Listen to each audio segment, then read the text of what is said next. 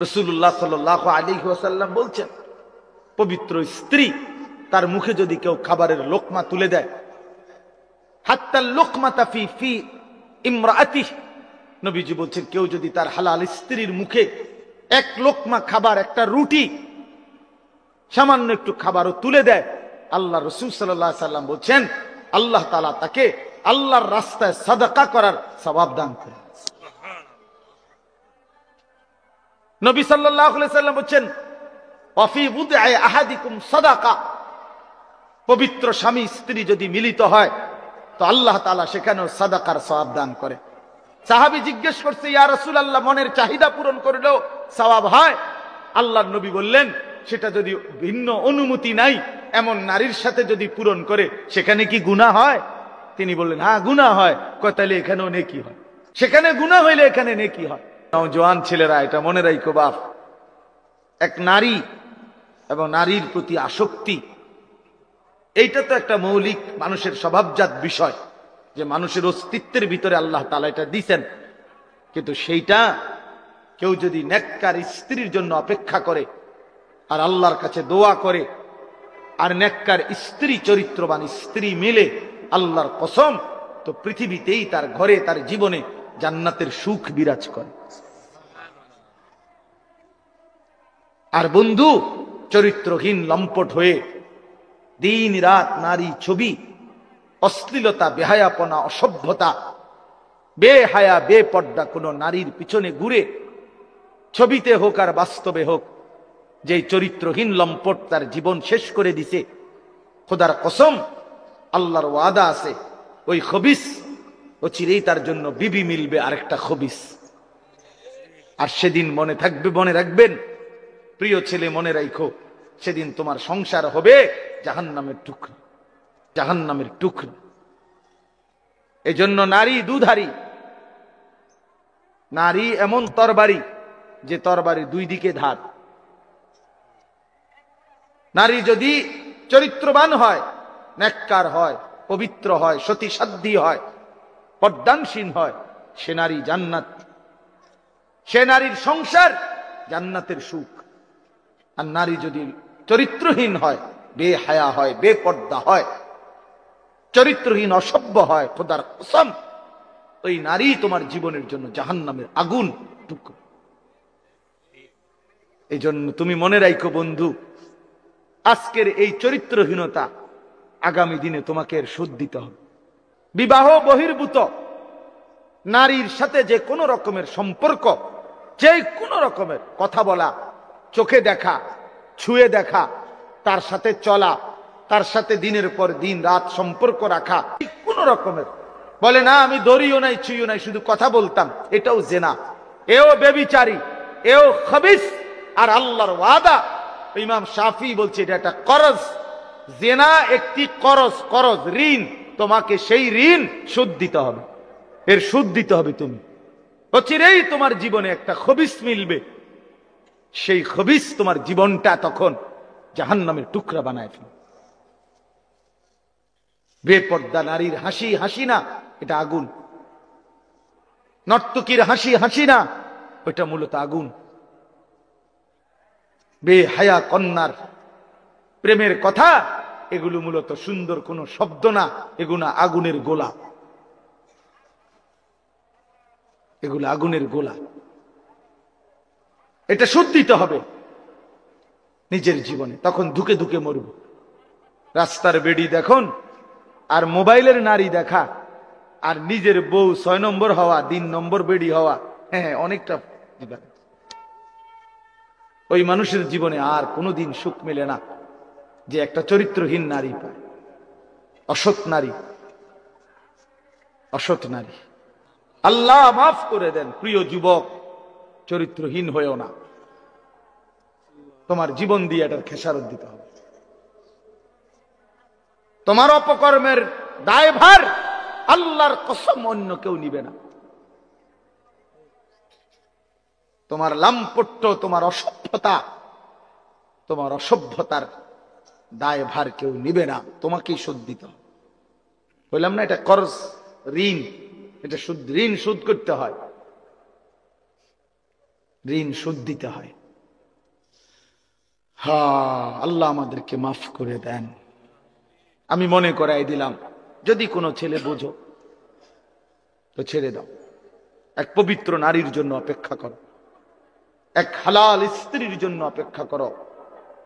এই পৃথিবীতে এখনো আছে পবিত্র নারী, চরিত্রবান নারী আছে, যে আল্লাহর কাছে চায় আনা ইনদা যন্নি আব্দি বি। হাদিসে কুদসিতে আছে, আল্লাহ বলছে বান্দা আমার ব্যাপারে যেমনটা ধারণা করে আমি আমার বান্দার সাথে তেমন আচরণই করি, আমি তেমন আচরণ করি। অতএব আমার বান্দা যদি দিল থেকে ইখলাসের সাথে নিজেকে পবিত্র রেখে গুনাহ থেকে মুক্ত রেখে যদি অপেক্ষা করে যে আল্লাহ আমি একজন সতী সাধ্বী নেককার চরিত্রবান নারী চাই, আল্লাহর কসম মিলেই যাবে,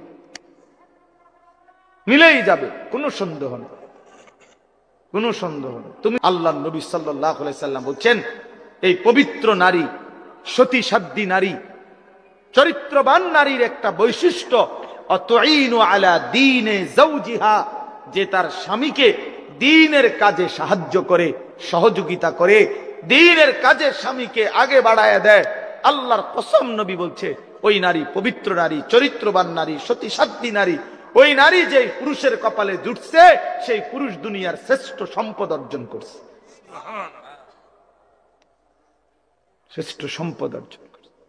রাসূলুল্লাহ সাল্লাল্লাহু আলাইহি সাল্লামের সাহাবীরা, নবীজির জামানায় সেই সাহাবীরা তাদের বিবিরাই তাদের স্বামীদেরকে আল্লাহর রাস্তায় জান দেওয়ার জন্য, যুদ্ধের জন্য সাজায় দিতেন।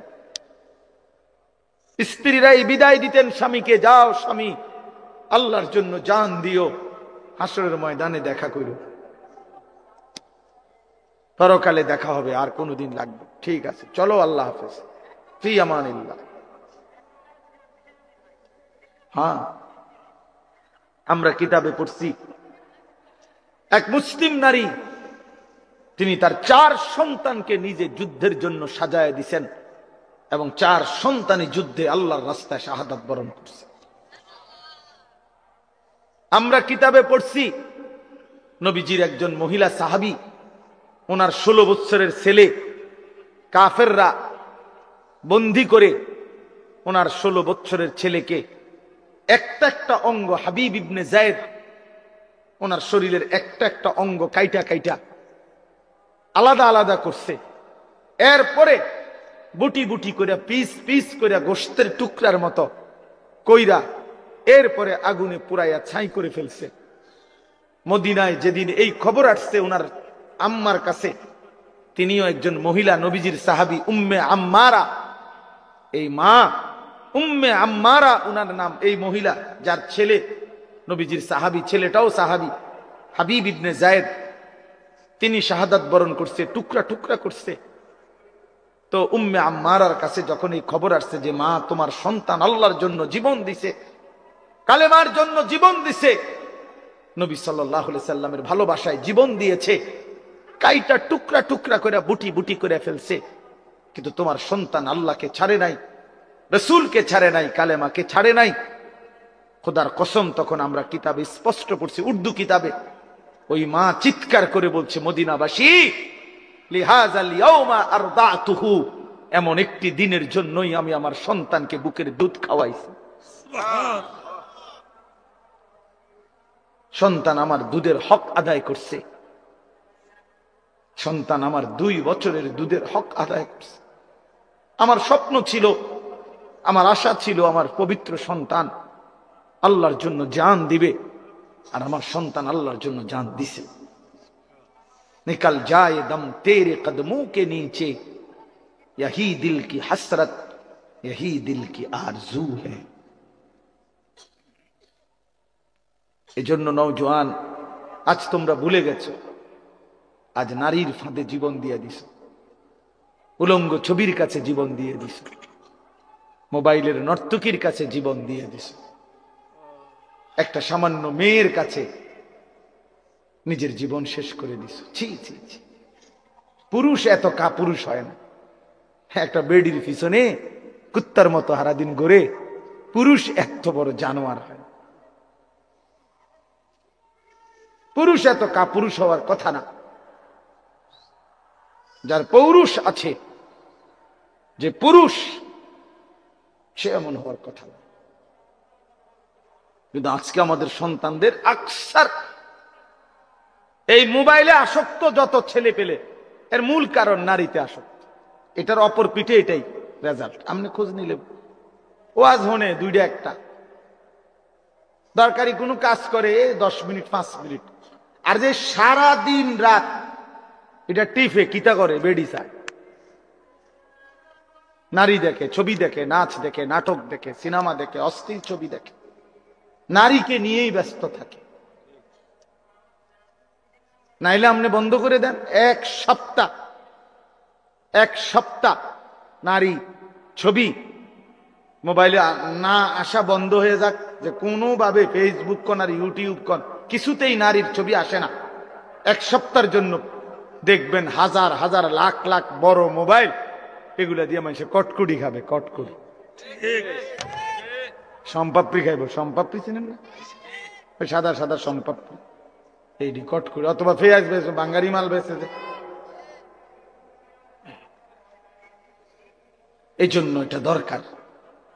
প্রিয় বন্ধু, প্রিয় বাবা, বুঝা উচিত একজন নারী অস্বীকার করার কোনো বিষয় না। পুরুষ যেমন আল্লাহর সৃষ্টি, নারীও আল্লাহর সৃষ্টি। নারীর প্রতি পুরুষের আসক্তি, পুরুষের প্রতি নারীর আসক্তি, এই আসক্তি, এই বন্ধন, এই প্রেম, এই ভালোবাসা, এই আন্তরিকতা, এই মহব্বত, এই হৃদয়ের টান, এটা যদি না থাকতো তো মানব প্রজন্ম আজকের এই পর্যন্ত আসতো না। মানুষের এই ক্রমধারা কি এখান পর্যন্ত? এক স্বামী স্ত্রীর পবিত্র বন্ধন, একে অপরের প্রতি অকৃত্রিম ভালোবাসা, স্বামী স্ত্রীর একান্ত মিলন। তো এইটুকুর বরকতে মহান আল্লাহর ইচ্ছায় প্রজন্ম এভাবে আগাইছে। তাহলে এটা তো দূষণীয় না, হালাল যেটা সেটা তো দূষণীয় না।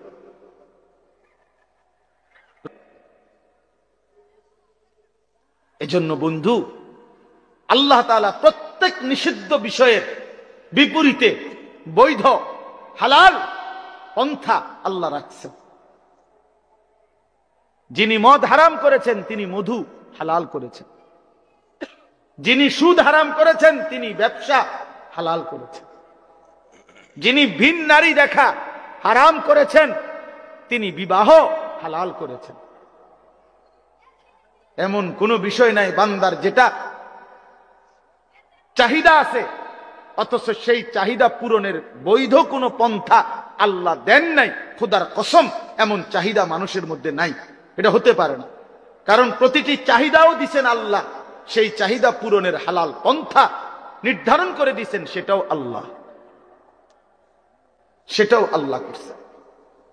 আজকে অনেক মা বোন হয়তো পর্দার আড়ালে আছেন, শুনতেছেন, আপনাদেরকেও বলি, বেপর্দা নারী, বেহায়া নারী, বেহায়া কন্যা, তার বাস্তবিক অর্থে সামাজিক কোনো মর্যাদা নাই। ইসলামের দৃষ্টিতে, মানবতার দৃষ্টিতে, ইনসাফের দৃষ্টিতে, বিবেকের দৃষ্টিতে তার কোনো সম্মান নাই, ইজ্জত নাই। বেপর্দা নারী তো শোপিস, উপভোগের পণ্য।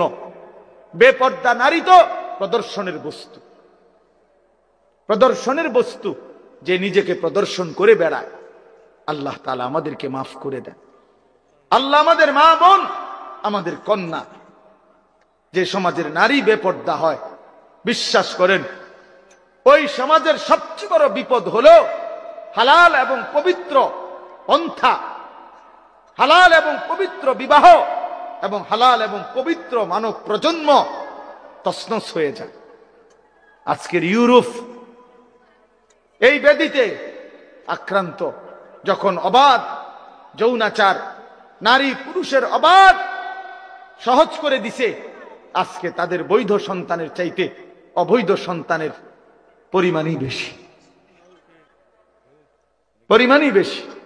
আল্লাহ আমাদের সমাজ, আমাদের বংশধর, আমাদের প্রজন্মকে জিনা, ব্যভিচার, বেহায়া, বেপরদিগি, বেশরম এই জিন্দিগি থেকে হেফাজত করেন। বলে না আমি